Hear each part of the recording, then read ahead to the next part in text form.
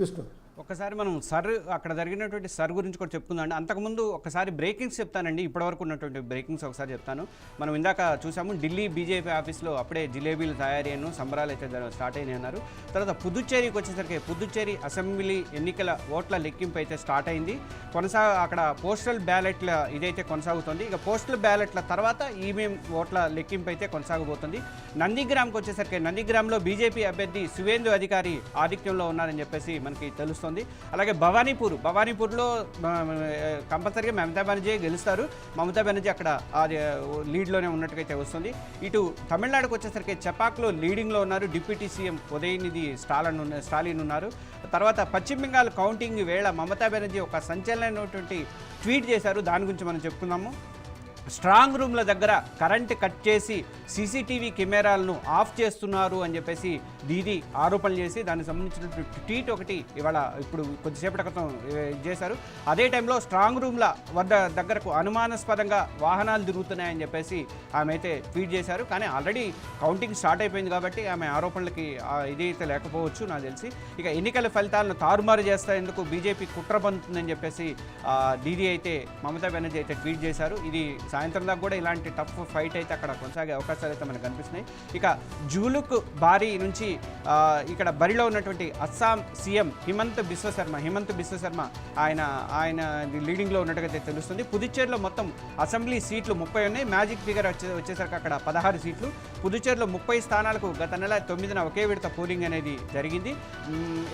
ఇక్కడ పుదుచ్చేరిలో ఎన్డీఏనే గెలవచ్చు అని చెప్పేసి మెజార్టీ ఎగ్జిట్ పోల్స్ అయితే మనకి చెప్తున్నాయి. ఇక బెంగాల్లో ఓట్ల లెక్కింపు అయితే ప్రారంభమైంది. ఫల్టా స్థానంలో అక్రమాలు జరిగాయని చెప్పేసి ఈ నెల 21న రీపోలింగ్కి ఈసీ అయితే నిర్ణయం అయితే తీసుకుంది. ఇక మొత్తం 293 అసలు యాక్చువల్గా అసెంబ్లీ స్థానాలు 294 అయితే 293 స్థానాలకు మాత్రమే అక్కడ కౌంటింగ్ అనేది జరుగుతోంది. ఇది ఇప్పటి వరకు ఉన్నటువంటి బ్రేకింగ్ అప్డేట్స్. సిఎస్ఆర్ గారు, ఇప్పుడు మనం సర్కి సంబంధించి సర్ అమలు ద్వారా బంగ్లాదేశీల్ని మనము ఎల్లగొట్టారు అనేది ఒక ఇదనమాట. చాలామంది లక్షల ఓట్లు అయితే పోయినాయి. అది సుప్రీంకోర్టు దాకా నడిచింది. చివరికి వ్యవహారం అంతా మనకి ఎట్లా నడిచిందంటే సుప్రీంకోర్టు స్వయంగా తమ జడ్జీల్ని రంగంలోకి దించి, న్యాయమూర్తులను రంగంలోకి దించి ఆ యొక్క లిస్టు సంబంధించినటువంటి దాన్ని ఎనలైజ్ చేయడం కానీ, దానికి సంబంధించినటువంటి ఇన్ఛార్జ్ తీసుకోవడం కానీ, అదంతా బాధ్యత అంతా కూడా వాళ్ళకి అప్పచెప్పాల్సిన పరిస్థితి అవుతుంది. ఎందుకు సర్లో నిజంగానే సర్ ద్వారా తృణమూల్కి నష్టం జరిగిందని మనం అనుకోవచ్చా? ఇప్పటికిప్పుడు పూర్తి స్థాయిలో నష్టం జరిగిందని కన్క్లూజన్కి అయితే రాలేము. కానీ ఎంతో కొంత నష్టం అయితే మాత్రం జరుగుతుంది.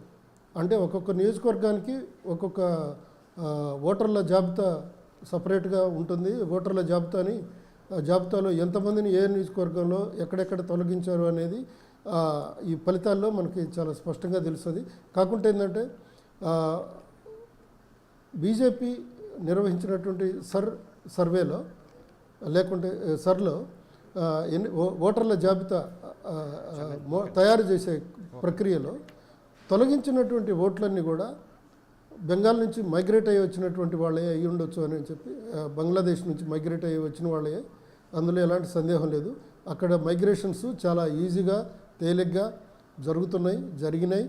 అది ఈరోజు కొత్త విషయం కాదు. అది దాదాపు 30-40 సంవత్సరాల నుంచి అది జరుగుతూనే ఉన్నాయి.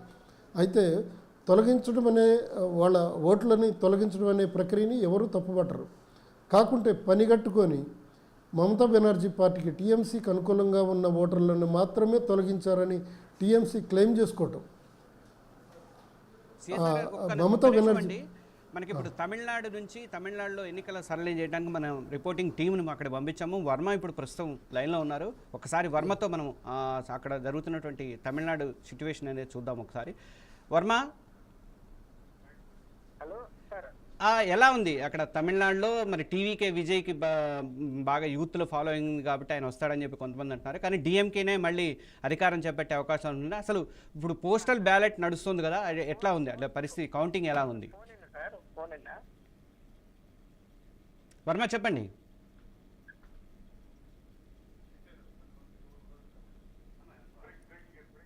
తమిళనాడులో అధికార ఒక్కసారి మనం వర్మ ఫోన్ని చూసే ముందు కొన్ని బ్రేకింగ్ న్యూస్ వచ్చినాయి. బ్రేకింగ్ న్యూస్ని మనం హ్యాండిల్ చేద్దాము. తమిళనాడు పోస్టల్ బ్యాలెట్లో డిఎంకే ముందంజలో ఉంది. అధికార పార్టీ ప్లస్ రాష్ట్ర ప్రభుత్వ ఉద్యోగులంతా కూడా డిఎంకేకు సపోర్ట్ ఉండే అవకాశాలు ఉన్నాయి కాబట్టి పోస్టల్ బ్యాలెట్లో డిఎంకేకి అవకాశాలే ఉంటాయి. తర్వాత కేరళంలోకి వచ్చేసరికి ఎల్డీఎఫ్ యూడీఎఫ్ మధ్య హోరాహోరీ పోరు అయితే సాగుతుందని చెప్పేసి తెలుస్తోంది. అటు భవానీపూర్లో సీఎం మమత ముందంజలోకి వచ్చారు. ఇక పెరంబూర్లోకి వచ్చేసరికి విజయ్ ముందంజలో ఉన్నారు. విజయ్ గెలిచే అవకాశాలు అయితే ఉన్నాయి. అక్కడ తిరుచి ఈస్ట్లో మాత్రం విజయ్ వెనకంజలో ఉన్నారు. అక్కడ ఓడిపోయే ఛాన్సెస్ ఎక్కువగా ఉన్నాయి. ఇందాక సిఎస్ఆర్ గారు కూడా అదే చెప్పాడు. తమిళనాడులో హోరాహోరీ ఆధిక్యం అయితే నడుస్తుంది. అధికార పార్టీ ప్రస్తుతం ఇప్పటివరకు అందుతున్నటువంటి మన సమాచారం ప్రకారం అంటే 17 స్థానాలలో లీడింగ్లో ఉందట. అన్నాడీఎంకి వచ్చేసరికి 12 స్థానాల్లో లీడింగ్లో ఉంది. టీవీకే పార్టీ 4 స్థానాల్లో ముందంజలో ఉంది. మనం ముందు నుంచి చెప్తున్నట్టుగా మరి టీవీకే పార్టీ కనుక ఒకవేళ కింగ్ మేకర్ అయ్యే అవకాశాలు ఏమైనా ఉన్నాయా అని అనిపిస్తుంది. ఎందుకంటే 4 సీట్లలో ముందంజలో ఉందంటే వాళ్ళేమో అధికార డిఎంకే కన్నా ఏఐడిఎంకే అన్నాడీఎంకే కూటమికి మధ్య కేవలం 5 సీట్ల గ్యాప్ అయితే ఉంది. సరే ఇప్పుడు స్టార్టింగ్ కాబట్టి ఇది మనం చెప్పలేము, ఇదంతా పోస్టులు బ్యాలెట్ వ్యవహారం కాబట్టి తర్వాత ఎలా ఉంటుందని చెప్పలేం. కానీ ఇదే పరిస్థితి చివరి వరకు కూడా కంటిన్యూ అయ్యే అవకాశాలు అయితే మనకైతే అనిపిస్తున్నాయి. కింగ్ మేకర్గా విజయ్ మారతాడనే ఒక అవకాశం మనకి ఛాన్స్ అయితే అనిపిస్తుంది. ఇక రాయపురం తర్వాత పెరంబూర్లో ఇక్కడ రెండింటిలో కూడా టీవీకి అయితే ముందంజలో ఉందట. తర్వాత బెంగాల్లో వచ్చేసరికి బీజేపీ టీఎంసీ మధ్య అయితే టఫ్ ఫైట్ నడుస్తుంది. ప్రతి నియోజకవర్గంలో కూడా పోస్టల్ బ్యాలెట్లు అయితే అటు అటుగా కొనసాగుతూ వస్తున్నాయి. అస్సాంలో వచ్చేసరికి బీజేపీ క్లియర్ ఆధిక్యంలో ఉంది. హిమంత బిశ్వ శర్మ మళ్ళీ ముఖ్యమంత్రి అయ్యే అవకాశాలు అయితే ఎక్కువగా మనకైతే కనిపిస్తున్నాయి. బెంగాల్లో బీజేపీ అగ్రనేతలంతా కూడా ముందంజలో ఉన్నారని చెప్పేసి మనకైతే తెలుస్తున్నాయి.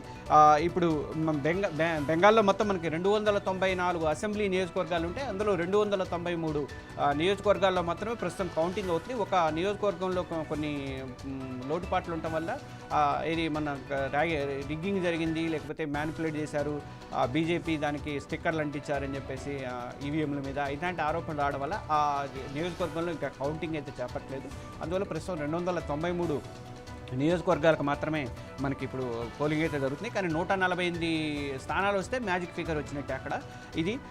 తర్వాత మనకి ఇప్పుడు సిఎస్ఆర్ గారితో మనం మిగతాది కంటిన్యూ చేద్దాం. సర్వ్ ప్రభావం అనేది దాని మీద మాట్లాడుతున్నారు. సిఎస్ఆర్ గారు కంటిన్యూ చేయండి మీరు.